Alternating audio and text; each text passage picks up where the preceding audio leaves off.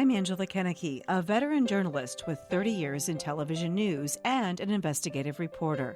But for the purpose of this podcast, I'm just a mom trying to find my way after the loss of a child in the opioid epidemic. I am grieving out loud, using my platform on TV and on social media to try to stop the stigma of addiction and get more people into treatment so that no other family has to go through the devastation that I and my family have experienced at the loss of our 21-year-old Emily. Today I'm joined by Dr. Matt Stanley, who is a psychiatrist and medical director of the new Avera Addiction Care Center opening at the end of the year here in our community of Sioux Falls. And Dr. Stanley has worked with patients for a couple of decades, many dealing with addiction over the years. Can we talk a little bit, Dr. Stanley? I understand that about half of the population doesn't believe addiction is a disease. Can you explain to people why and how addiction is a disease? Yeah, I think maybe the easiest thing for people to kind of accept is when we compare it to other chronic diseases. So addiction, much like diabetes, which is a disease we often use as a comparator, addiction is genetically driven. Physiologic changes occur at the receptor level. We have a bunch of neurochemicals in the brain that are affected. It really is the physiology of the body that begins to dictate the addiction. I think where people get really hung up is they feel like this is a disease of choice. A moral failing. A moral failing. And we've heard that repeatedly, and I think because we often, like many illnesses, we as people who care about the people with addictions get really frustrated, get really angry. And I think sometimes that anger is expressed by saying, you need to control this. This is a moral problem. This is a weakness of character.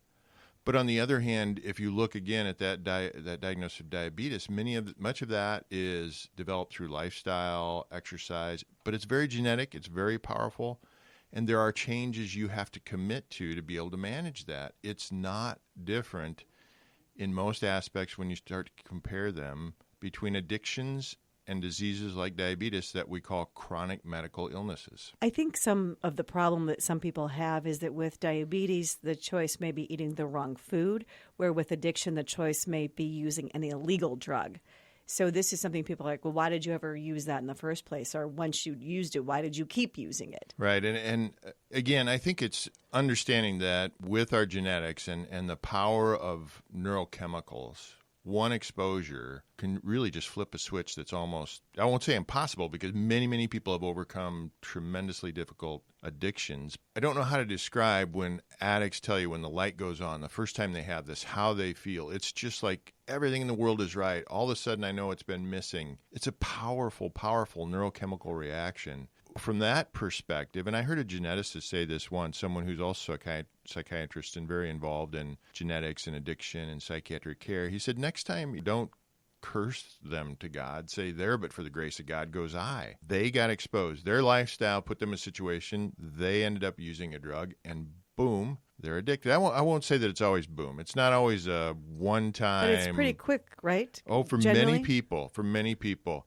For instance, we're in the midst of an opioid addiction. I remember one of the first people that I treated with opioid addiction, and this actually goes back well before this was kind of a recognized problem. I was working with the South Dakota Health Professionals Assistance Program, which works with professionals that have an addiction issue but have reported it and are working with the state authorities and with this recovery program to get better. This particular individual was a pharmacist, and the point of the story, though, is the first time that he ever took the drug, he said, all of a sudden I had energy. My mood was great. It was everything I ever wanted to be seemed within my grasp, just mentally, physically. And I've had opioids before as part of Percocet or something else. I can't even remember. After surgery or something. Yeah, I don't have a lot of medical issues. But I actually disliked the feeling. So to me that contrast was just amazing, but eye-opening. It's like, yes, that is the difference between you. Energy? No way. I felt horrible. I felt like, I'm foggy. This is creepy. Right. I don't want another one of those. I think in my case, I had hydrocodone after childbirth, and I didn't want it again. It never did anything for me except maybe knock me out. One thing I thought was really interesting when you talk about that being like the best feeling they've ever had or everything's okay with the world. I was on a panel with Dr. Drew and Jack Osborne and Brandon Novak, and Jack Osborne and Brandon Novak are opioid addicts. Dr. Drew asked them, the first time or the second time you got high, what was it like? And they both said, I couldn't wait to do it again. Like it was just it for me, and I couldn't wait to get back to that. And I think people who don't have that gene or whatever, is it something that gets turned on, do you think, a gene?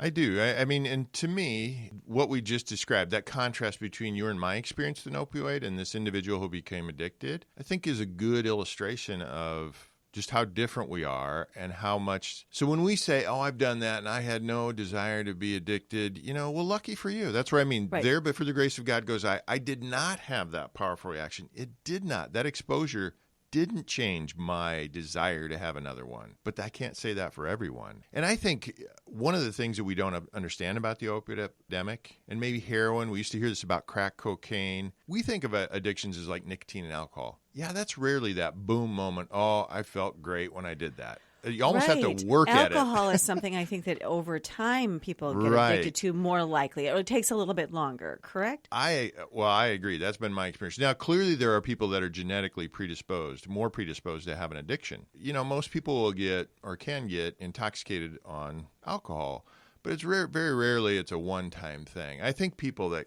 quickly get hooked on alcohol are people that are usually masking like their social anxiety or other issues. So when they feel that, it's a little bit like what the opioid addict might feel in that, gosh, for the first time I could talk to people. For the first time I could be out in public. So it's different, but it still serves a purpose for them that they can immediately recognize. But I don't think when we talk about most people, their reference point for addictions are alcohol and tobacco. And those aren't really rapidly addicting substances as much as some of these others we're talking compared about. To heroin, cocaine, meth, those kinds of things. Right. Is there always an underlying mental condition for people who become addicted to these powerful drugs?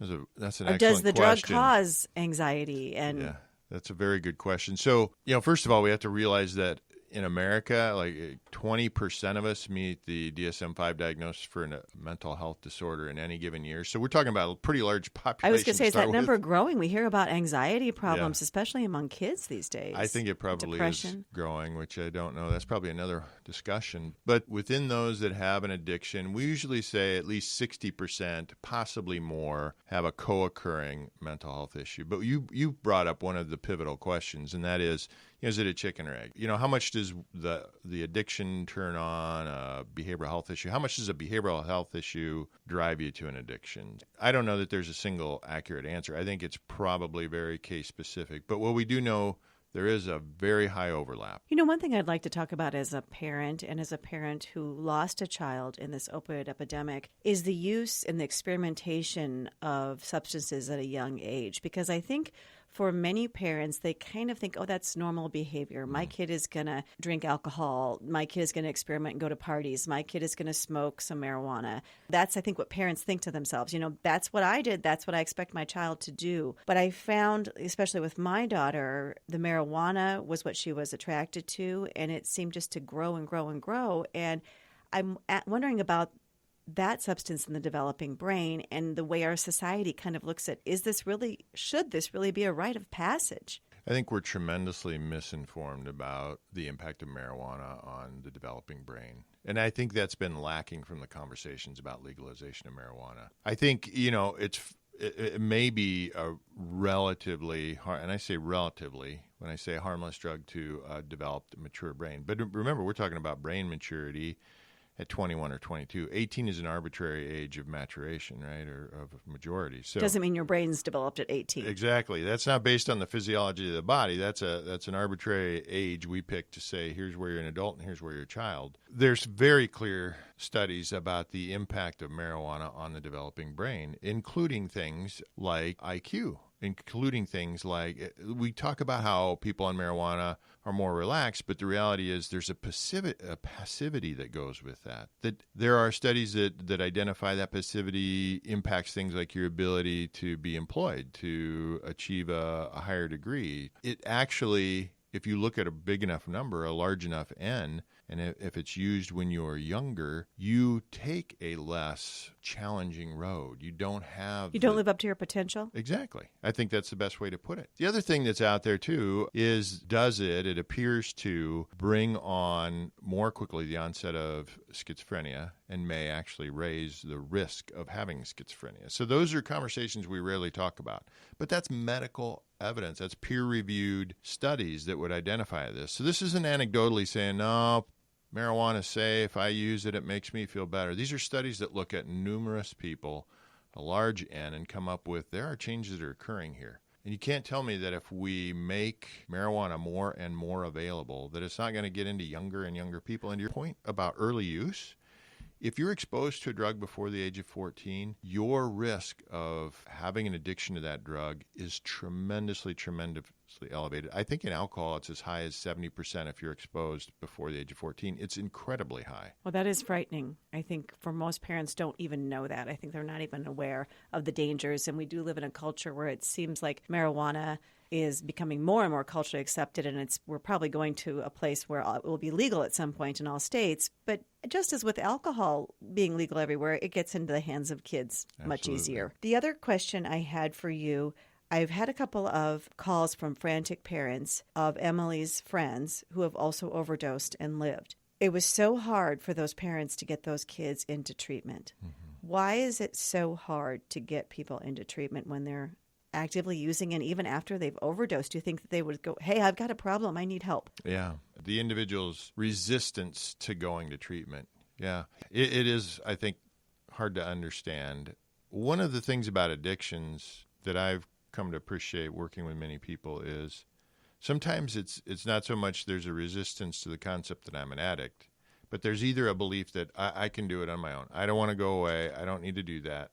I will just quit. And they believe it. I don't think that they're pulling your leg. They just underestimate the power of the drive, the biological drive that's going to lead them back to the drug. So I think there's a lot of good intentions. Nobody at that age with their friends and their social support, they don't want to be pulled away. But they also don't realize those are the same things that will more than likely draw them back, those friends and the social support they have. And it's so dangerous today with the amount of fentanyl that's out there and continues to come into this country. Absolutely. So that's the difference with opioids. We think of alcohol, and I will tell you, even someone with successful recovery, it includes relapses, sometimes several, sometimes few, but we say, relapse is expected but not required. It usually will occur. The problem is exactly what you said, Angela. With opioids, sometimes it's one slip and it's fatal. I think they're playing on the street, they're playing Russian roulette every time they buy because you don't know. You don't know what you're getting, and those are deadly, deadly drugs out there. So that brings me to the question of why it's so difficult to treat addiction in the first place. It seems like no two addiction is the same. Trying to figure out how to treat one, what will work for one person won't always work for another person, and then keeping them from relapsing in a world that we live in where their next use can be deadly. Yeah, a couple of comments on that. I think that there is no single path to recovery, but I think a lot of the components of recovery are similar regardless of the drug. We do, again, this opioid epidemic has pointed out some of the unique aspects of opioids in general, and I think we have to take a different approach with opioids, and I think this is why we have had such a struggle to get our arms around this problem nationally. If you look at the data on using Suboxone or methadone versus abstinence, and abstinence is the method of choice across the broader country, right? Our concept of recovery is you never touch it again. When you look at the data, though, on people with opioid addiction, and you look at the mortality rate on those that choose or are directed toward abstinence, it's frightening. So people are dying at a much higher rate when they're just trying to abstain, trying to use their willpower or their recovery tools, so to speak. They're dying at a much higher rate, is what you're saying. Yes, I would say that data would say we need to use more Suboxone or methadone. We don't think of that in alcohol. You use a drug to treat an addiction, a drug to right? treat a drug, and a lot of people are opposed to that. I think that's very confusing to people and seems like you're just switching one addiction to another. That is, I think, where we have to go with this opioid addiction. We have to change our concept of what recovery is. And abstinence may not actually be, you have to abstain from street drugs. You have to abstain, I think, from the heroin, obviously, and the opioids. But Suboxone or methadone may be the best way for you to remain healthy.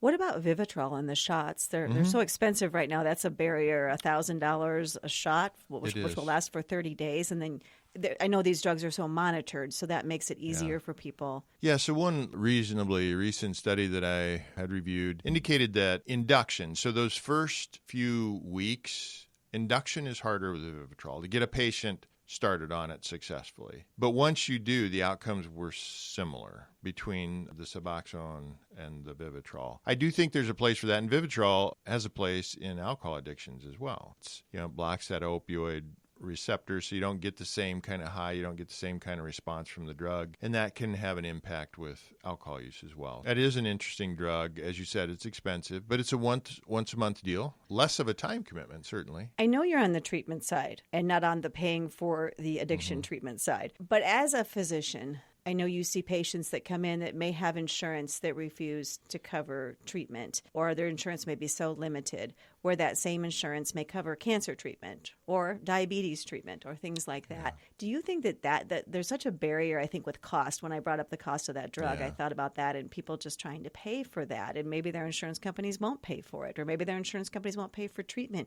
How do we deal, and I hear about that all the time from people, the financial barriers to treatment, which is one of the reasons we're raising money for Emily's Hope. What do you think needs to be done from a physician standpoint in this country? Yeah, I think like many problems, it looks relatively straightforward. I think there's some complexities there. I think one of the things that's difficult is, and this isn't to be an apologist for the insurance companies. Insurance companies, for the most part, are familiar with dealing with health systems, Mayo, Avera, whoever it is, who over the years have developed very clear billing and diagnosis-related charges, et cetera. I think one of the ways in which we've maybe gotten on the wrong course in addictions is you have a lot of private addiction centers out there. Anybody can hang up a shingle and call themselves a treatment center. Yep. And in talking with our own health plan, there have been some pretty serious burns along the way in terms of churning billing, very limited quality control, outcomes don't look good on a national basis.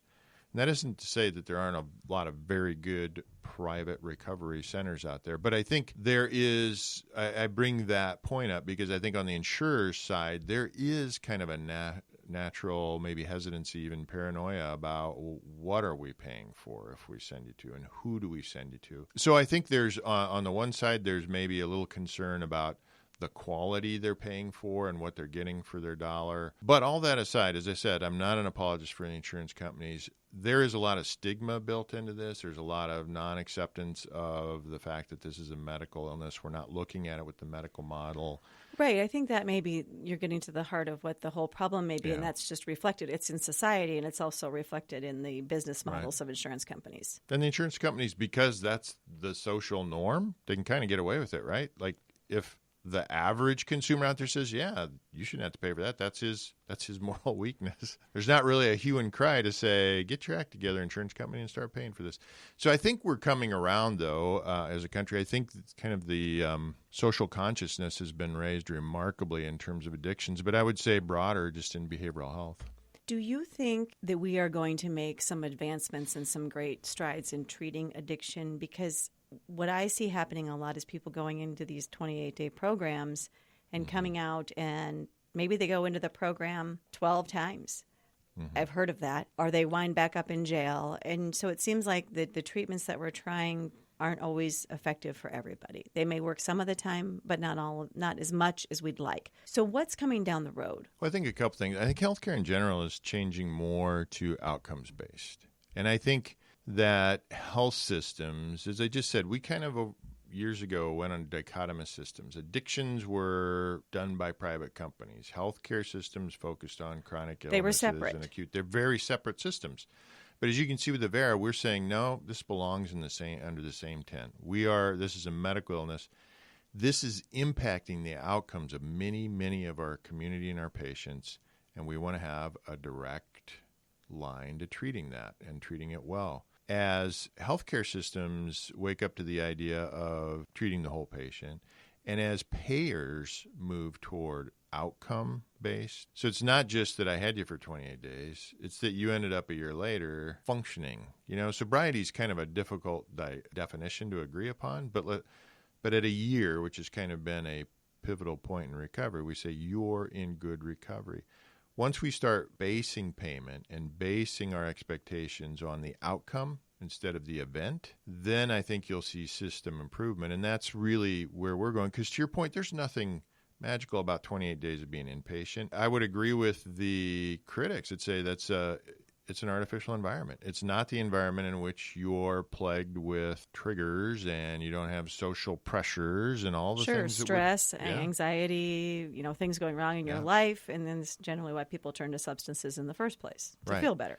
But we kind of need to get you in there so that you can escape those things and focus on learning and cleaning out your body and preparing yourself to go back into that environment. It's still critical, though, that we are with you or that you have supports to survive that environment when you return, and not just the first few days or weeks. We really feel like, again, up that entire first year, you're going to need whatever supports we can develop for you. How long does it take the brain to heal? Yeah, and it probably depends a little bit on which drug you're talking about. But in general, again, this is one of those things I think we don't consider, but a year.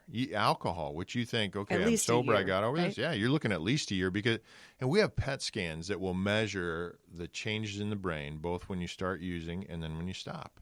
And it is typically well over a year or over a year. So you kind of see those PET scans begin to light up again like they did prior to the beginning of drug use. When I was trying to help my daughter and I was taking her to various physicians, and for one example of this or one story that I have is that Emily was picking at her face. And I was really worried, was she using meth? So I asked her that, and of course she denied it, and she was not using meth. But she told me she was filled with anxiety, and that's why she was picking at her face. And she'd gone to a counselor. Then I took her to a dermatologist, where the dermatologist prescribed a face cream and an anti-anxiety medication, but never once screened her for addiction. Later, after she died, I learned that coming off of heroin can cause someone to pick at their face, which I didn't know that. And I'm pretty well educated on this subject because I'm a reporter and I've done a lot of stories on it even before this happened with my daughter. Do you think we need better screenings by all physicians at every touch point when somebody goes in to see the doctor?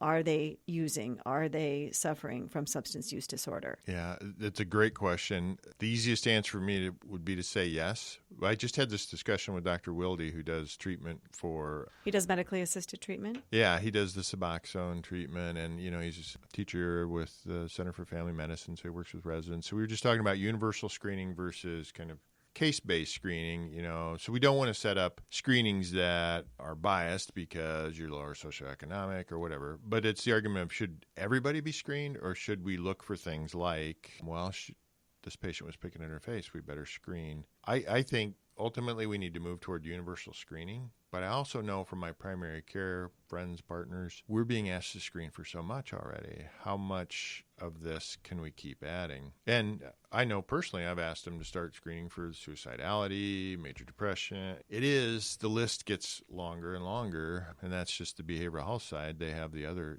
issues, medical issues they need to screen for. I agree with you. I think we need filters, because the other thing that happens is people kind of don't get to the right level of care at the right time. Yes, that's what happened with my daughter, or she'd still be here today. And in order to do that, but we have to be aware of who needs help, and the earlier they need help, the better resources we can bring to bear. Unfortunately, what usually happens is, we wait till there's a catastrophic event, and then they move to the highest level of care, and then the highest level of care is always totally occupied, and there's really no stratum of care that we've developed. So that's a long answer to what probably could have been a brief response. But I would say there is a need for universal screening. I'm not sure how we do that well. I think there is. So we maybe don't have the techniques in place right now. We don't have a way or a system.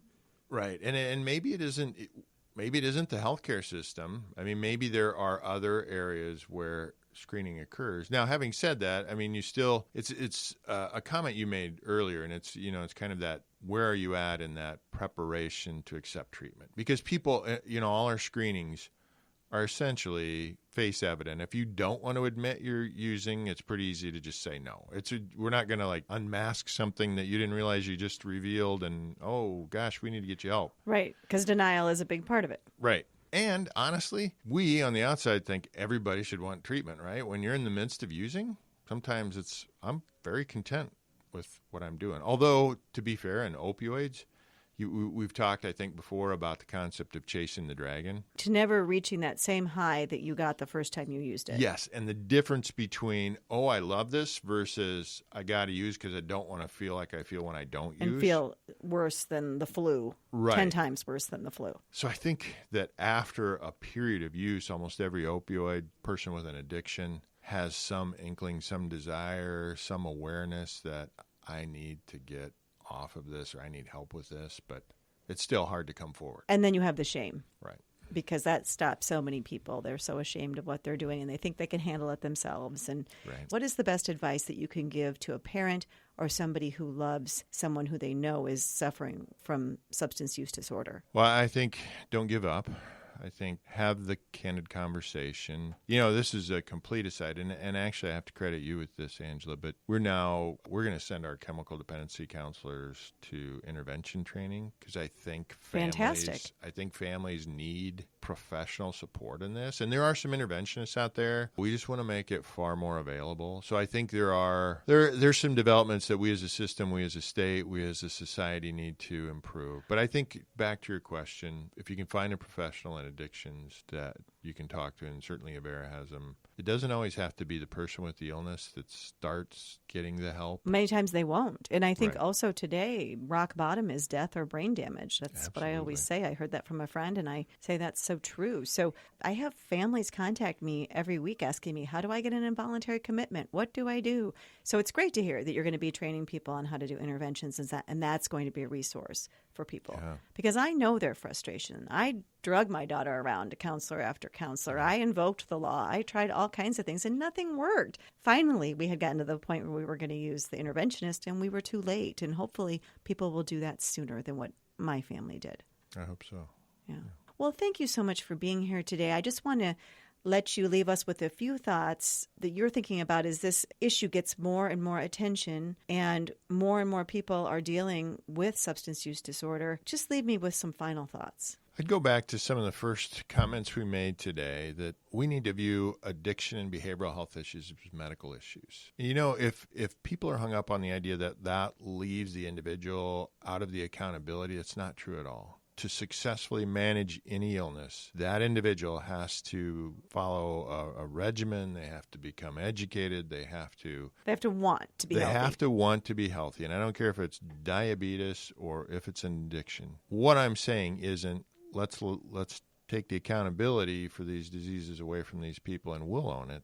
They still own it. We just need to be the support around them. We as a society need to say, yeah, this is killing our best and our brightest. This is affecting 20 or more % of our population. We need to accept it and we need to address it and we need to all get behind it. I guess kind of just a cry for support and understanding, and let's take care of our own people.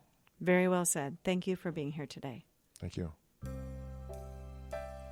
I believe we can all learn from each other as we walk through life, and by sharing our suffering, we can lessen the suffering of others. Until next time, wishing you faith, hope, and courage. To read my blogs and join us in our mission, just go to Emily's Hope at paintingapathttorecovery.org. Also, please rate and review this podcast. Thank you.